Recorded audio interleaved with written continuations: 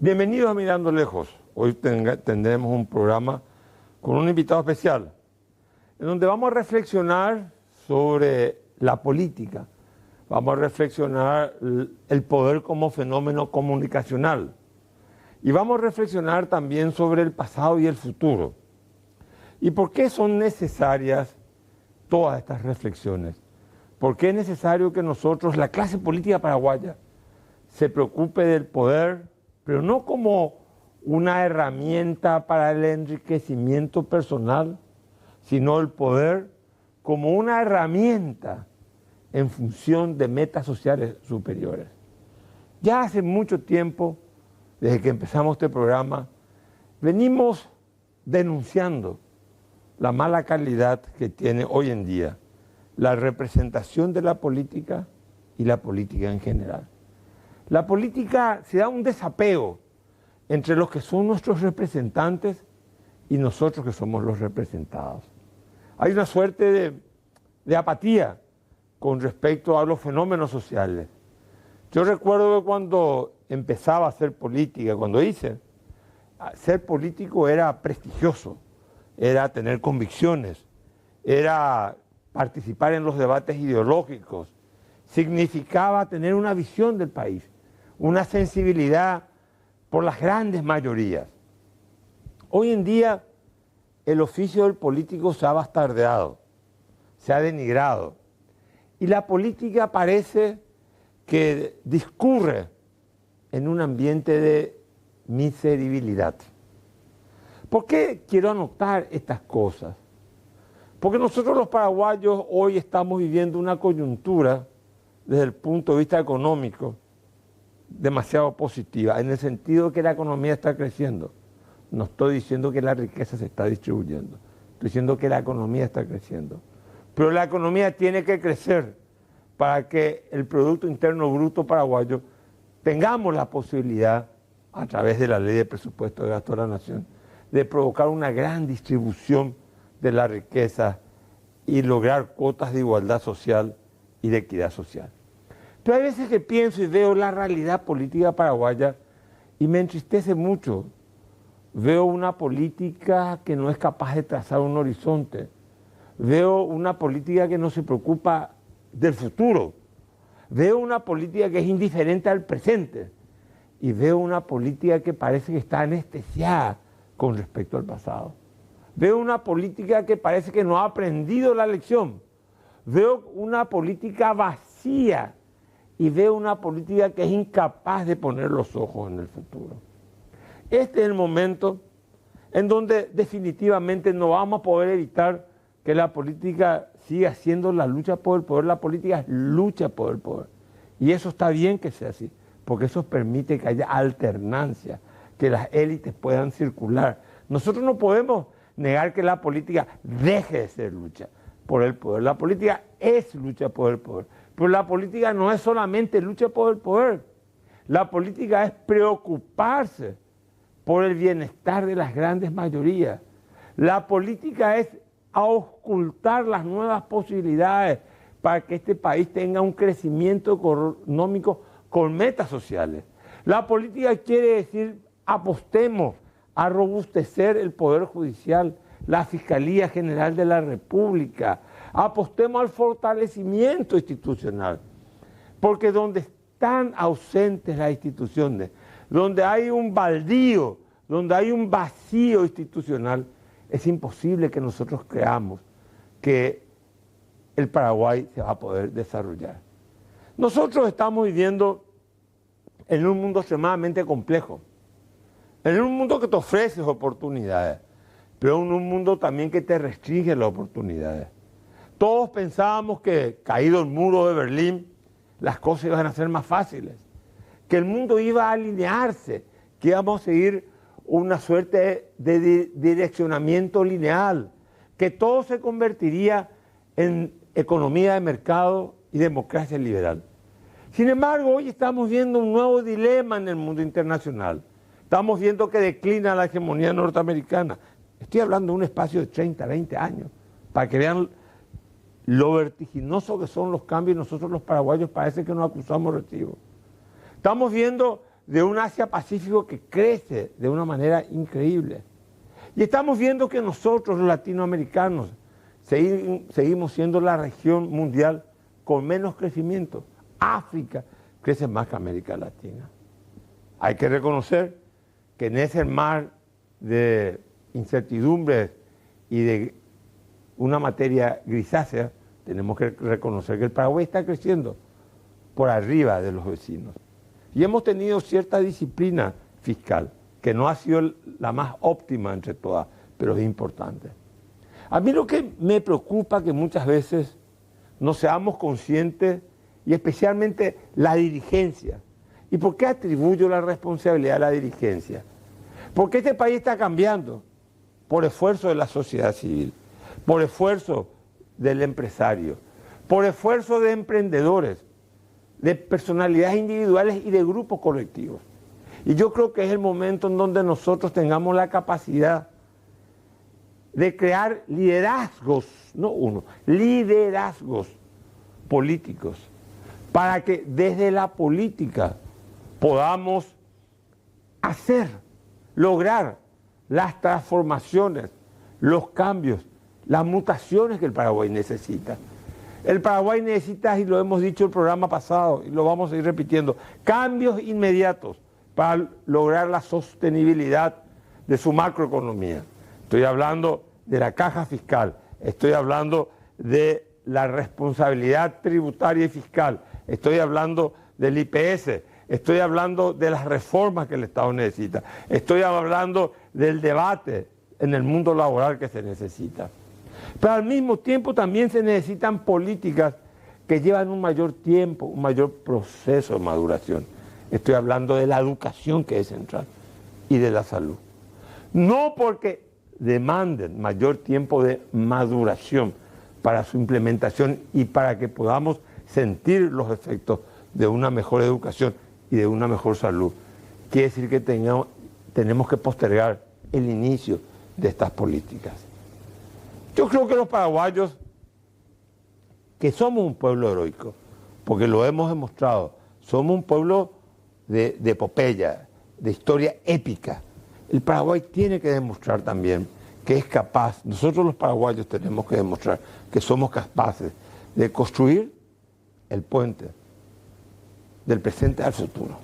Hemos sido épicos, hemos tenido que sufrir para llegar a ser tan bellos, un pueblo que tuvo que sufrir tanto para alcanzar la belleza. Tenemos un potencial, pero si no somos capaces, si la dirigencia política no es capaz de direccionar el esfuerzo que hace cada paraguayo, no solamente el que anda en auto, sino el paraguayo que anda a pie también, vamos a terminar teniendo la esperanza cansada. La esperanza es la ilusión de los seres que están vivientes. Nosotros los que vivimos, es nuestra ilusión tener esperanza.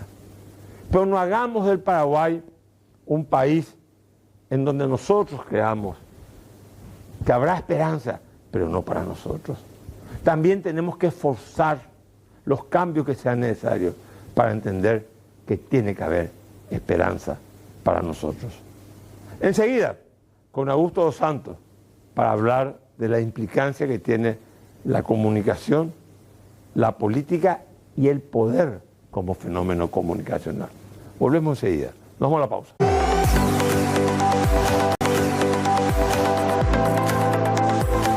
Bueno, como habíamos dicho, anteriormente habíamos anunciado la presencia de Augusto dos Santos. Augusto, un placer de tenerte en Mirando Lejos. Igualmente. Gracias, es un honor, ¿sí?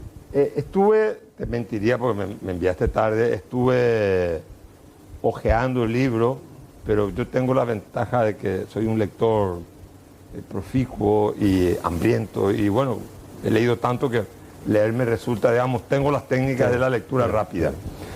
Es un libro muy interesante. Gracias. Es un libro que tiene que ver con la comunicación como poder. En primer lugar, un dato, una cuestión personal que me interesa. Yo sé que vos estás en la comunicación. ¿Pero qué te llevó a escribir? Es un tercer libro sobre comunicación pública, Carlos, y Me lleva a escribir algunas cuestiones como muy concretas. En primer lugar, una línea reivindicatoria. Yo reivindico que la comunicación y los gobiernos sucesivos no comprenden, pero tampoco hago un cuestionamiento. Que la comunicación tiene que ser, hago un cuestionamiento sí en el libro, que la comunicación tiene que ser política pública. Puede sonar exagerado. Sin embargo, en tanto la comunicación sigue siendo una oficinita de prensa en las organizaciones, los gobiernos van a seguir teniendo dificultades para establecer un factor esencial en su gobernabilidad, como es la comunicación con los ciudadanos. Peor aún en estos tiempos en que las interferencias son múltiples, fundamentalmente a través de las redes sociales. Por un lado, eso que podemos conversar mejor.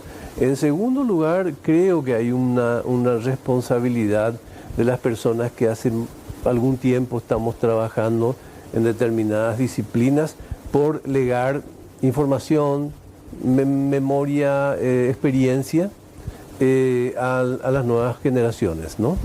Y en tercer lugar, puede que el libro reivindica el tema del consenso, que es como el hueso perdido de la comunidad política paraguaya, y creo que la comunicación puede hacer mucho por eso, pero esencialmente la clase política.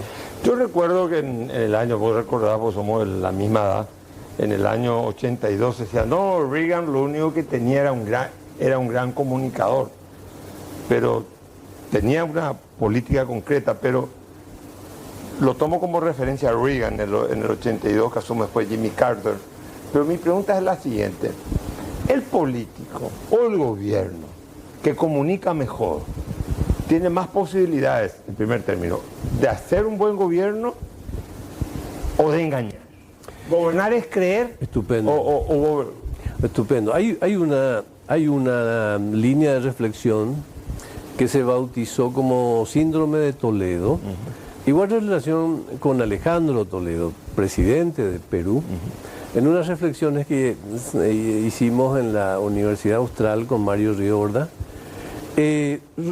Toledo se paró frente al micrófono al concluir su primer año y dijo: goberné bien, pero comuniqué mal. La hipótesis que se desarrolló en ese análisis es que la comunicación y la gestión están integradas. Es como diría García Márquez, como él dice, como el zumbido y el moscardón, dice. No sé. Un momento, está diciendo algo muy importante. Sí, sí. Yo puedo gestionar bien, pero si no comunico, gestiono mal. No, puedo claro. gestionar mal, pero si comunico bien, la gente puede tener la percepción de que estoy haciendo un buen gobierno. Porque en el fondo, y esto es lo esencial, Carlos, porque en el fondo, y finalmente, y al final del día, gestionar y comunicar mal es gestionar mal. Porque la comunicación no es un elemento auxiliar y externo de los gobiernos, es parte integrante. Yo no puedo decir, yo gobierno bien, pero mi educación está mal. O sea, yo no puedo decir, tengo salud, pero mi estómago está... Entonces, realmente la comunicación, por eso mencionábamos al principio, que la comunicación tiene que ser política pública, tiene que trabajarse la comunicación como un elemento transversal de todas las acciones. Y la condición de subsidiario, de elemento subsidiario, de elemento de tercer plano de la comunicación en la concepción del Estado es lo que ocasiona muchas dificultades más todavía en estos tiempos de intensidad comunicacional. Entonces, déjame hacerte un panorama. Entonces quiere decir que el proceso de gobernar significa tomar la decisión, primero, ejecutar la decisión, segundo, y tercero, comunicar lo que se está haciendo. O claro. sea, digamos, esta tercera etapa que en la política donde los medios no tenían tanta presencia, digamos, no era tan trascendental. Hoy en día esto está casi al mismo nivel jerárquico que las dos precedentes. Absolutamente, porque el panorama ha cambiado tanto que en el pasado teníamos un cierre diario de los medios de comunicación. Lo que decía el señor Carlos Mateo cuando era presidente del Congreso Lo decía incluso pensando ya en el título que su speech tendría el día siguiente. Hoy en día los cierres son instantáneos. Hay cierres cada 10 segundos. Entonces, los procesos han cambiado vertiginosamente. Dicho esto, antes el compromiso comunicacional de los gobiernos era que rendición de cuentas y información pública. Hoy en día tiene un nuevo compromiso que es la generación de consenso. Los gobiernos necesitan generar consensos con los ciudadanos, porque la cantidad de información que los ciudadanos reciben es tan alta que con la simple información no compite. Los gobiernos no compiten. Algo que es importante, que los gobiernos tienen una suerte de, no sé, dijiste consensuar con la opinión pública, con la sociedad. Más que nada con los ciudadanos y los grupos de interés, ¿no? Ahora, estoy viendo que no es un fenómeno solamente de Santiago Peña, que todos los políticos, el otro día le vi a Bukele bailando, ahora le veo a Trump, ayer escuchaba un discurso de Obama que le cuestionaba a Trump, este señor, imagínate, es un abuelo que sale bailando. O sea, lo que te quiero decir es, aparte, parece que más que comunicar contenido, parece que hay que comunicar, no sé, Santiago Peña en el estadio de fútbol, o en motocicleta, o corriendo, o Donald Trump bailando, o Bukele bailando, o un presidente haciendo una monería. O sea, ¿qué pasó? ¿No te acordás? Pero eso es tan importante que la gente ve que él es humano, que él está igual que nosotros, se vuelve horizontal. ¿Por qué se hace todo eso? Se hace porque... El espectáculo, ¿por qué el espectáculo? Claro, la espectacularización de la política es a veces un mal necesario. Es un mal necesario. Claro, porque existe... yo tengo un capítulo que dedico a la visibilidad versus la notoriedad. Sí, leí eso. Que es una virtud que me parece que tenemos que lograr que se mantenga por sobre la visibilidad. La notoriedad. La notoriedad. Ahora bien, lo que provoca la visibilidad a través de estos elementos que mencionás, el espectáculo, el show a través de las redes y todo lo demás, es un elemento inexorablemente importante para estos tiempos, que es la empatía. O sea, la empatía es la llave con la que se abre el sentimiento de los ciudadanos para que el mensaje de los gobiernos o de las empresas pueda llegar con mejor calidad, ¿verdad? Pero si vos estás pasando mal, mirás los Twitter, las cosas, y lo ves a los presidentes divirtiéndose, ¿es una empatía? Yo que estoy sufriendo, yo que no llego a fin de mes con mi salario, ¿hay empatía en eso? No, en absoluto. ¿O hay que darle la sensación de que está todo Ese bien? proceso debe ser un proceso controlado. Ese proceso debe ser un proceso controlado. Sí, puede que existan procesos que no sean empáticos, pero debe ser un proceso que los responsables de comunicación tienen que controlar en su empatía. Un espectáculo o una acción emotiva no tiene por qué desencuadrarse de la empatía toda vez que sea contributiva a la generación de lo que se llama la producción de sentidos, ¿verdad? O sea, tiene que tener sentidos para el ciudadano. Y estoy de acuerdo contigo, cuando eso no ocurre puede quedar destemplado. Es una pregunta, como también yo tengo la manía, igual que vos, de escribir libros. El título, hay un mito en la nevera. O sea que es un título sorprendente. Yo entro en una librería y digo, hay un mito en la nevera. Claro. Tan bizarro, ¿no? O sea, tan así provocador. Sí. Mito es una expresión que en comunicación política no tiene una expresión peyorativa en primer lugar, no se corresponde mucho. El prólogo aclara esto también. Claro, que tiene que ver mucho con la construcción del legado. En comunicación política, mito es construcción del legado. Herencia, digamos, ¿no? Pero la construcción del legado, Carlos, no es una cuestión que los presidentes puedan decir, estamos en el último año de gobierno y vamos a construir legado. Eso no sirve. El mito se construye desde la campaña electoral y se va, digamos, cocinando en los fenómenos sociales y políticos hasta el final de la gestión. Eso es mito.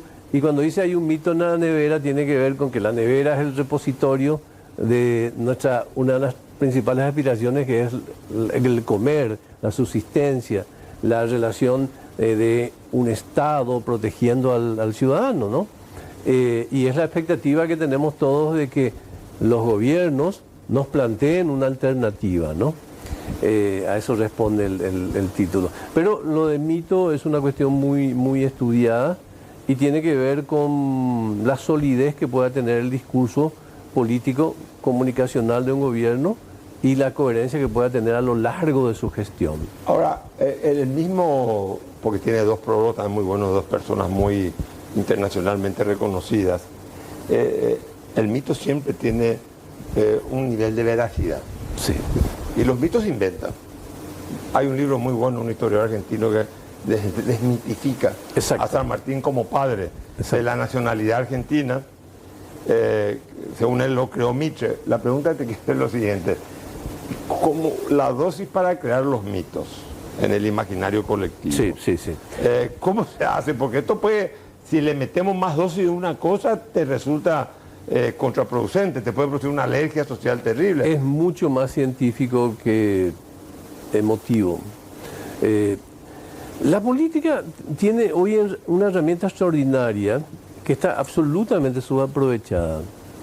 En la cultura anglosajona le llaman historia de carrera de caballos al subuso de las encuestas en la política. Y le llaman historia de carrera de caballos porque en la política normalmente una encuesta sirve para saber quién sale primero, segundo y tercero. Sin embargo, las encuestas son un repositorio inmenso de información. Los gobiernos que mejor funcionan son aquellos gobiernos que encargan encuestas mensuales mínimamente y no las publican. Las tienen solamente para uso. El problema es que las encuestas, en muchas experiencias que conocí, terminan en los anaqueles y no forma parte del análisis, de la línea de base de la proyección del trabajo incluso.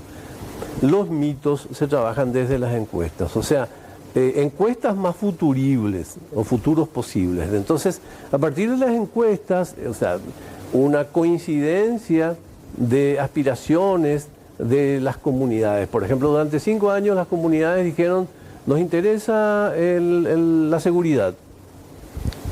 Elaborar un buen proyecto de seguridad es un mito, pero ese mito recién habrá de confirmarse si resultó mito al final del gobierno, cuando los ciudadanos recuerden que esa fue una actitud importante, notable y ojalá que brillante de los gobiernos. Ahora, para convertirse en un líder político en mito, ¿tiene que morir o durante se construye en vida y uno, digamos, recibe el bautizo de una figura mitológica ya muerto? ¿Cómo eso es?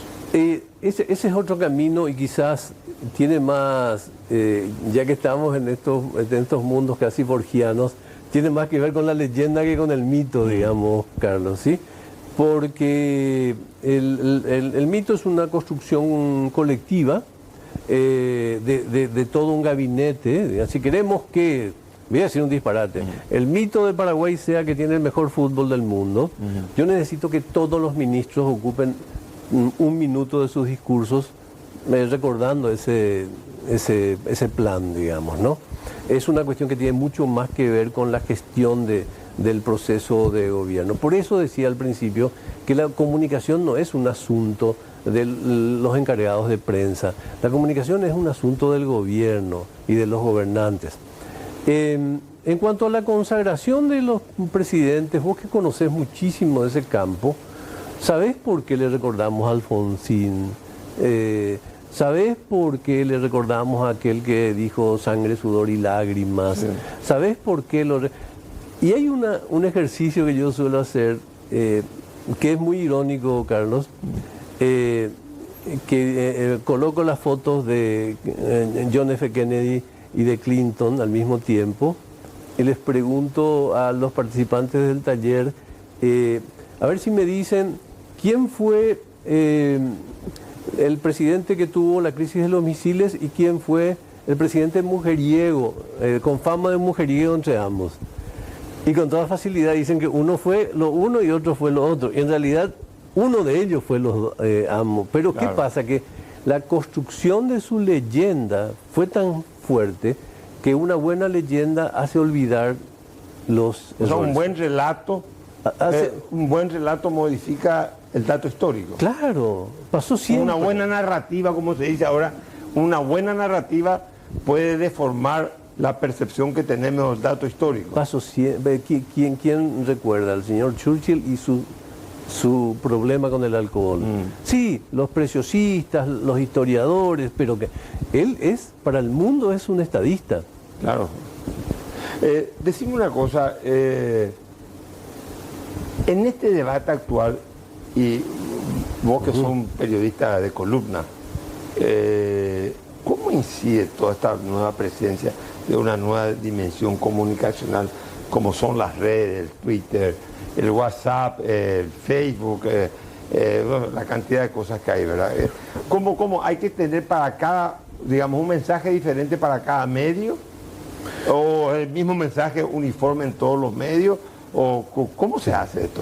Por un lado, lo que mencionaste es un arte de segmentación sobre el cual te quiero hablar, pero si me permitís te hablo primero de una cuestión de un problema estructural ahí. Bui Han, que es un filósofo coreano, tiene un trabajo muy serio sobre esto que te voy a mencionar. El que enseña en Berlín. Exactamente. Es prodigioso, Carlos. Publica un libro cada semana. Sí. Él menciona que el problema más grave de las redes sociales es el reemplazo del debate por la creencia, lo cual se asocia con estas nuevas corrientes de pensamiento ideológico que surgieron en Europa y en América, ¿verdad? En el que aparentemente lo más importante es creer que debatir, o sea, razón versus fe. Y vos sabes, a ver un poco, espérame. Sí. Estos medios digitales, entonces, razón versus fe, nos están retrotrayendo una suerte de medioevo, ¿verdad? Medieval, digamos, en el sentido en donde, digamos, la razón tiene, o sea, uno dice una cosa para que la gente te crea en los medios. En términos de convencimiento es una neoteocracia, no en términos de aplicación ni de... porque lo que pasa es que al no haber espacios de debate y de contraste en las redes, vos sabés, yo digo, qué lindo está el día y bueno, hay 20 personas que me dicen sí y otras 20 que me mandan a la China, ¿verdad? No hay un espacio intermedio de liberación. Al ser, sin embargo, una herramienta tan fundamental para este tiempo, todos los sistemas políticos, gubernativos, de Estado se rinden ante su presencia, porque no hay alternativas. No puedes hacer una campaña al margen de las redes sociales, ¿sí? Y entonces ahí llego a la pregunta que me hiciste al respecto de cómo usarlas. El arte es la segmentación, ¿no? Saber a dónde llego con las redes sociales, a dónde llego con la comunicación tradicional, a dónde llego con el abrazo. En el 2018 publiqué un artículo que se titulaba Abrazo mata tweet. Y eso es así, ¿no? En política eso es así. Abrazo, o sea, quiere decir que la realidad termina matando el tweet también. Claro, o sea, la realidad es irreemplazable. Y bueno, el día que nos digan que es reemplazable, bueno, la política va a estar en crisis, ¿verdad? Sin embargo, las redes sociales son fundamentales para el quehacer político. Cambian rumbos, digamos, ¿no? Política y tecnología y comunicación. Roosevelt hacía política en tren, recurrió a Estados Unidos, usó el tren. Hitler en Alemania volaba todo el día.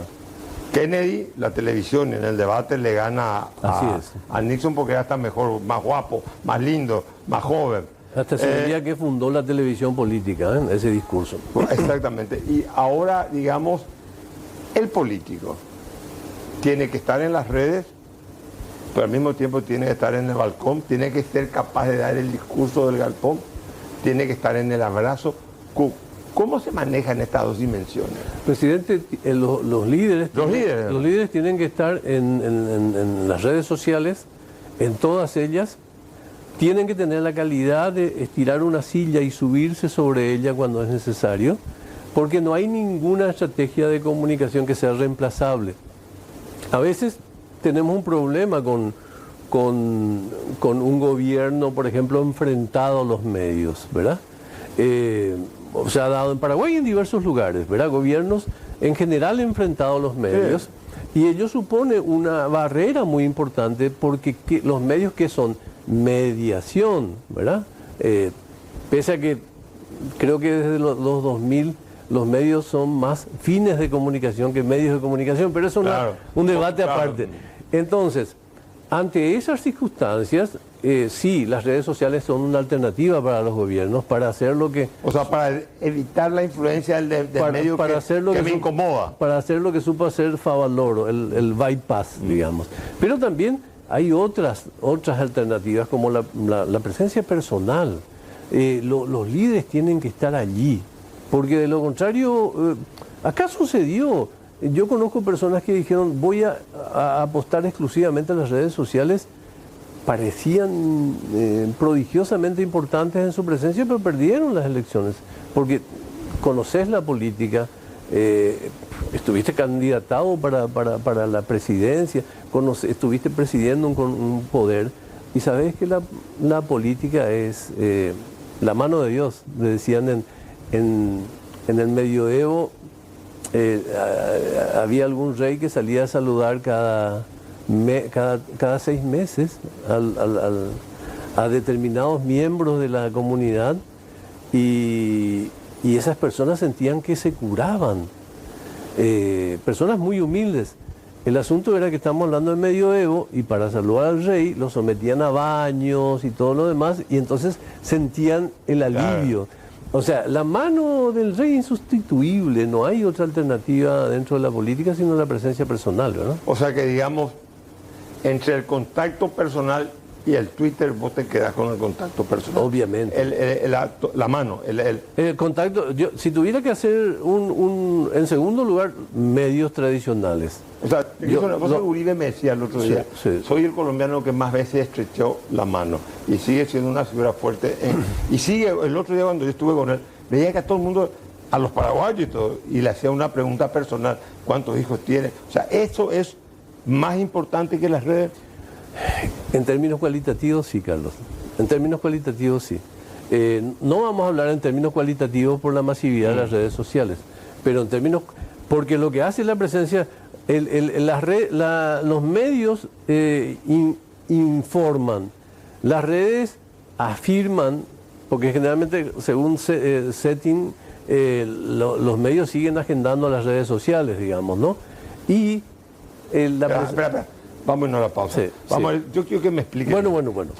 ¿Quién hace la agenda? ¿La política? La agenda es un gran tema. ¿La prensa tradicional o las redes? Después de la pausa seguimos con Augusto Santos, y creo que a los estudiantes de ciencia política, sociología y comunicación, este libro es imprescindible que esté en la biblioteca. Porque hay que acostumbrarse, hay que recuperar la costumbre de leer. Los libros nos muerden, ¿eh? Y siga volvemos.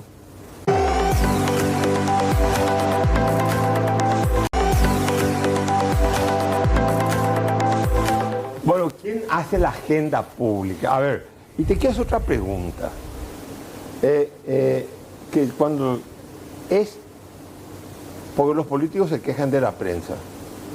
¿Es la prensa la que refleja la realidad de la política, o es la prensa con su agenda la que modifica la realidad de la política? Bueno, primero, los políticos no tendrían que enojarse con la prensa, en primer lugar. Pero eso porque a nivel profesional, digamos. No, claro, decía, lo recordabas a un presidente americano, no recuerdo, era Nixon, no, a Reagan. A Reagan, sí. Reagan decía, yo nunca me peleo con el dueño de un barril de pólvora, decía. Está muy bueno. En segundo, o sea, entonces que sí que Santi se equivocó el otro día a pelearse. Pero claro, hay que entender que... pero uno humano también pasa. Claro, a mí me pasó varias veces cuando está en función pública. Claro, en primer lugar. En segundo lugar, yo creo que también tiene que haber mejor talante al margen de las formas y todo lo demás. Yo creo que en países más avanzados se ha normalizado la posibilidad que un ciudadano autoridad pueda cuestionar una publicación de un medio. No tendría que ser un evento tan escandaloso porque es un derecho ciudadano, ¿verdad? Es cierto también que, por otra parte, los medios tienen que tener una consideración especial porque la crítica de los medios tiene que ser insumo para la autocrítica de las autoridades. Bueno, eso es un plano ideal.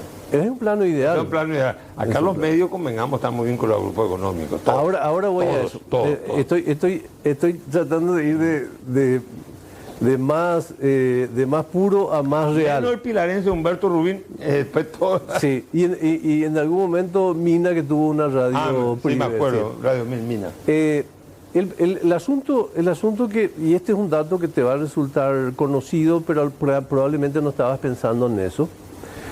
Pues recordarás que en el año 2005, 2006, 2008, una tapa de un diario provocaba una crisis en un gobierno. Claro. Una tapa de un diario provocaba que probablemente el Congreso revisara algún tipo de tratamiento o se inspirara a buscar algún tipo de tratamiento.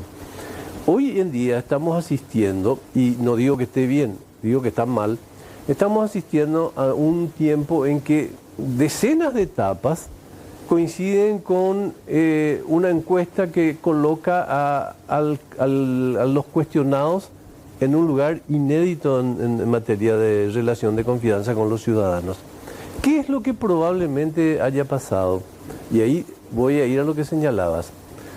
Esa fue una siembra de la instalación de corporaciones con intereses corporativos y políticos en la propiedad de los medios. Y obviamente lo que podía haber pasado pasó en muchos casos, que se privilegiaron las agendas que tenían que ver con sus intereses y se desprivilegiaron las agendas que tenían que ver con los intereses ciudadanos, ¿verdad? No voy a citar cuál. ¿Te puedo hacer una pregunta? Sí. ¿Quién tiene más poder? ¿Quién tiene 3 amigos senadores o quién tiene un medio de comunicación? Quien tiene un medio de comunicación. Entonces, dicho todo esto, la construcción de una agenda es una intrincada red de interacciones que es muy distinta a los 60 con John F. Kennedy y su discurso en la televisión, ¿sí? Hoy en día es mucho más complicado fijar una agenda. Por eso se dan la espectacularización de la política, ¿verdad? Con algunas buenas ideas estéticas y otras cosas lamentables. Yo repudio, por ejemplo, cuando veo una inundación y un político entregando una bolsa de víveres. Eso es miserable. Claro, y salen fotos se en va justo redes. en el momento que necesita. O sea, entregar pero hay buenas ideas que tienen que ver con empatía y compañía al mismo tiempo. Bueno, por eso por un lado. Pero vuelvo al tema de tu pregunta, las agendas. Las agendas hoy es un día una feroz competencia entre los gobiernos y los medios de comunicación. En el pasado los medios de comunicación tenían una actitud más mediática, o sea, mediaban nada más, ¿verdad? Hoy en día los medios de comunicación son actores políticos. Y al ser actores políticos están en una competencia con los gobiernos en materia de preeminencia de la agenda. En gran medida los estudios que se hicieron en los 70, la agenda Cetin y compañía, quedaron desfasados, porque hay una competencia muy fuerte. Al final del día, un gobierno que tiene a todos los medios en contra, tiene la cuestión un poco complicada. Por eso es que hay una apuesta muy fuerte a las redes sociales y a otras formas de comunicación. ¿Y vos crees que las redes sociales pueden morigerar o compensar o superar la influencia de los medios tradicionales, o también, digamos, contraponerse a contrapuntear el liderazgo político de un gobierno? En la década la primera década del siglo era imposible. En estos tiempos, con cierta decadencia en la incidencia de los medios, sí, hay una lucha, siempre es desigual. Pero tampoco es una realidad que todos los medios puedan oponerse a un gobierno, no forma parte de la realidad de eso. Hay un volumen de medios que se oponen y otros.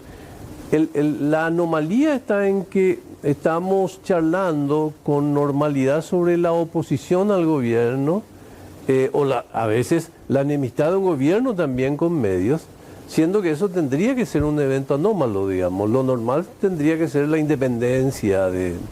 Pero bueno, como vos decías, no podemos hablar de territorios nubios, de territorios celestiales. Ahora, una cuestión. En el pasado, vamos a uno veía que los medios convencionales destruían liderazgos, pero también facilitaban la emergencia no liderazgo. Absolutamente. La pregunta era antes eso.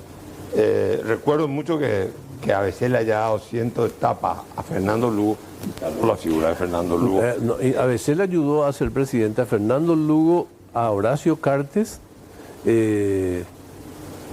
Sí, yo no sé si la proximidad que tuvo al final, después con Abdo, no recuerdo muy bien, sí, también lo ayudó a él. O sea, ABC es un medio que estuvo muy presente en los procesos inaugurales de los gobiernos. Entonces, la pregunta estaba lo siguiente: ¿las redes solamente destruyen y no construyen liderazgos? Porque me dijiste que había gente que en redes estaban súper bien, después fueron a la campaña electoral o al resultado electoral. Depende del contexto y de las fórmulas políticas que se asumen, Carlos. Si pensamos en una fórmula populista o lo que hoy se llama libertarios, o toda esa gama de neomiradas de la política, las redes sociales son la herramienta fundamental. Porque la construcción estética del discurso se basa en la irreverencia, en el antisistema, y una parte del sistema son los medios de comunicación para esa concepción, ¿verdad? Entonces las redes se constituyen en un canal natural. Milei, por ejemplo. Milei tiene un formidable aparato comunicacional rediático. Entonces, pero si la propuesta es más tradicional, es indispensable comunicar a través de los medios. Ahora, ¿cómo se empieza una campaña? Ahora, antes el político entraba, no sé, interna partidaria, o se iba a la plaza, o se convertía. Hoy en día parece que primero hay que existir en las redes, después tener que existir en los medios de comunicación. Milei. Primero lanzaba mensajes en las redes, después se hizo, o creo que empezó haciendo escándalos en los medios de comunicación, después fue a las redes y después recién fue a la calle. Su última etapa fue la calle. El político tradicional empieza siempre por la calle, claro. El casa por casa, apretar la mano. ¿Cómo hay que, si vos le tenías a un presidenciable que asesorar, cómo le asesoraría? ¿Cómo hay que empezar? Hay tres categorías: el político tradicional que mencionás, el outsider y el libertario, antisistema, como quieras. El outsider normalmente es un hombre muy conocido que se metió a la política. Ese hombre tiene una ventaja porque un factor fundamental para la construcción de una candidatura es el factor de la popularidad. Ese hombre, si la carrera es de 10 cuadras, ya está esperando en la cuadra número 5, paradito, o ya puede estar corriendo también. Tiene la ventaja la popularidad. En general tiene la ventaja. Recuerdo el caso de Mario Ferreiro, por ejemplo, ¿sí? Para la intendencia municipal. Es negativo, puedo recordar el caso de Hugo Javier para la oposición. Ellos tienen la ventaja de estar parados ya en las últimas cuadras. En el caso de los libertarios o antisistema, tienen una tarea previa muy importante, que es la tarea de desmitificación, de desacralización de la política, cuando el elemento más significativo que evidenció que el señor Payo Cubas iba a ser candidato a presidente de la República fue el botellazo de agua al señor Galaverna. Porque al generar esa idea política, lo que hizo es significar que él era el rey de los desacralizadores. ¿Ok? Me parece que terminó siéndolo, porque finalmente no hacemos un juzgamiento. No, pues tuvo más de 700.000 votos. Fue tuvo el voto que... 22%. Claro, tuvo el voto que tuvo antes el Frente Guazú o Patria Querida o el oviedismo. No, claro, muchísimo. ¿Sí? Entonces, y después están los políticos tradicionales, los que llegan a través de la vertiente de los partidos políticos o de las ideas políticas tradicionales, puede que no sea un partido, puede ser una fórmula, una asociación. Aquellos tienen otro camino, tiene que ver con las internas, tiene que ver con la temperatura. Estos están mucho más, y es muy paradójico porque los partidos tendrían que facilitar y en los momentos actuales complican un poco más, porque estos son frutos del contexto. ¿Qué te quiero decir? Que ellos tienen que estar muy empatados con el contexto social, con el contexto político, con las demandas, ¿verdad? A Pacho Cubas no le preguntabas vos si su discurso iba a estar centrado en el diagnóstico de las encuestas que decía que 4 son las demandas principales de los paraguayos. No, él tenía un discurso que no estaba dentro del encuadre de las demandas. Los políticos tradicionales sí. Ahora, el Paraguay siempre ha demostrado ser un país culturalmente conservador. Los paraguayos somos conservadores. Yo creo que vos tan conocer que provenís de una tradición, digamos, diferente, de tu formación intelectual, hasta fuiste crítico al sistema en general, ¿verdad? En Paraguay, ¿quién tiene más posibilidades como candidato?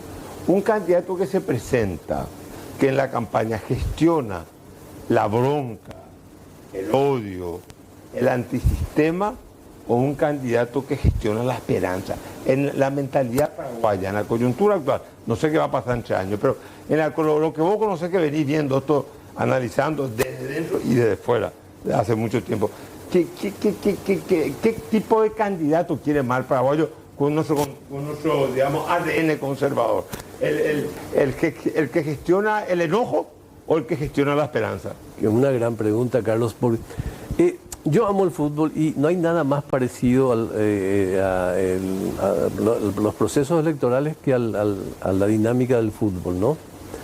En el fútbol vos tenés un equipo que en las previsiones es el equipo que va a ganar los partidos, ¿sí? O va a ganar el campeonato. Sin embargo, la dinámica del campeonato presenta variables que a veces son variables internas o variables externas, que dependen de factores que escapan de las manos del preeminente, por no decir el hegemónico, ¿verdad? El preeminente tiene todas las variables en su favor hasta que aparezcan variables externas que él no pueda manejar. Por ejemplo, en Argentina, un venido de las fuerzas del cielo, como Milei, que se plantea con un discurso que termina atomizando, digamos, no polarizando, es al revés, atomizando todo el interés. Ahora, no quiero eludir la respuesta puntual. Yo creo que quien gana las elecciones es una respuesta que lo da el contexto de ese momento. Vamos a remontarnos a una realidad que conoces perfectamente. El proceso de Milei ya hablamos, el proceso del Lugo tuvo 2 años de consolidación, ¿sí? O sea, eso que pasó en Argentina también pasó en Paraguay, ¿verdad? Desde el momento que una persona aparece, ciertamente conocida, genera un par de acciones que lo convierten en una persona, digamos, voy a usar una expresión que no es rigurosa, pero que creo que la Iglesia supo plasmarla y es muy interesante, profética, o sea, que representa futuro para la gente, ¿sí? Y se ganan las elecciones. Entonces, yo creo que la respuesta es esta. Normalmente, en todos los países hay un proceso preeminente que está en condiciones de ganar las elecciones si no se presentan novedades que rompan esa preeminencia. Y la fragilidad de las preeminencias está dada por los procesos muy paradójicos esto. Los procesos de unificación son los procesos más letales para los partidos preeminentes. Los partidos preeminentes que fueron plurales tendieron a permanecer más tiempo en el poder.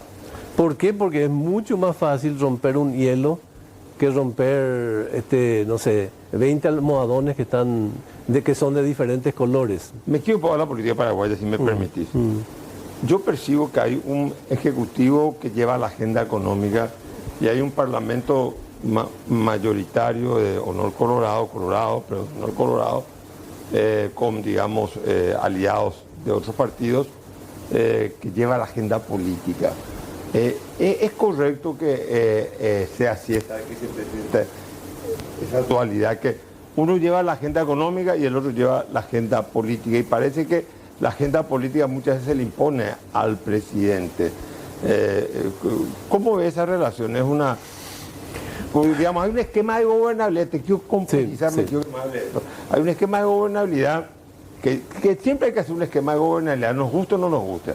En este caso, el ANR volvió a recuperar el poder que Stroessner le había expropiado a la ANR. Hoy en día la ANR tiene poder con Horacio Cartes y también el poder de Santiago Peña. O sea, es un tema mucho más complejo que en el pasado, porque donde el presidente del Partido Colorado, llámese Nicanor, era el presidente, daba las instrucciones en el Partido Colorado. Hoy no pasa eso. Y se refleja en esa agenda legislativa. Una la agenda económica y el otro la agenda política. Hay una condición que es inexorable, ¿no? Que el Partido Colorado tiene un liderazgo muy fuerte en Horacio Cartes, ¿verdad? Evidentemente eso marca la relación con la presidencia de la República que la ejerce Santiago Peña. Ahora, un mensaje que me parece que es republicano y que tiene que quedar muy claro es que cualquier iniciativa del Congreso termina finalmente sobre los hombros del Poder Ejecutivo y hace brillar o desluce al Poder Ejecutivo. Por eso yo reivindico que el Poder Ejecutivo, en una situación como la que se tiene, que es de una cierta mayoría con alguna comodidad, el Poder Ejecutivo tiene que liderar incluso, digamos, las inspiraciones del Poder Legislativo cuando ellas se van a reflejar en cuestiones operativas. Entonces se evitarían situaciones como las que están viviendo con el tema de las ONGs, por ejemplo, ¿verdad? ¿Qué opinas vos de eso? Yo tengo una historia de relación con las organizaciones gubernamentales que me marca, primero por coherencia, y en segundo lugar yo creo que es un asunto que no debe generar. Yo creo que hay herramientas de control de las organizaciones no gubernamentales ya establecidas dentro del aparato del Estado. En segundo lugar, puede necesitarse una ley eventualmente para cuestiones que no están atendidas. Pero en segundo lugar, si existen desvaríos, o existen situaciones anómalas en la gestión de las organizaciones gubernamentales, en el manejo del dinero público es un asunto de la Fiscalía. Y de la Contraloría. Y de la Contraloría. Y en tercer lugar, políticamente lo único que yo cuestionaría es que no es un asunto para este momento delicado en el que el gobierno está generando acciones para desempeñar un buen primer año, ¿sí? Digamos que un debate desgastador. Claro. Desgasta, claro, ¿verdad? Claro, no tengo dudas. Mirando desde afuera no tengo dudas. De cualquier manera, reitero, el gobierno también tiene que transmitir algún mensaje al respecto de que no hay espacios sin control dentro de la sociedad.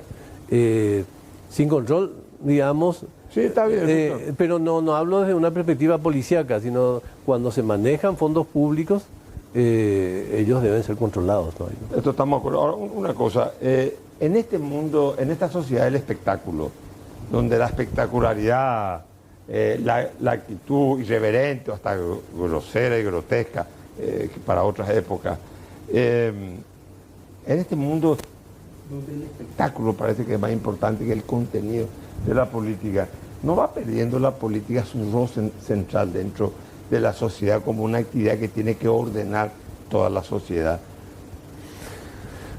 la política puede, puede seguir perdiendo su impronta, su peso, en la medida en que siga divorciando de eso que le daba constitución en el pasado como como uno, ser ojo avisor, o sea, ser el faro que ilumina lejos.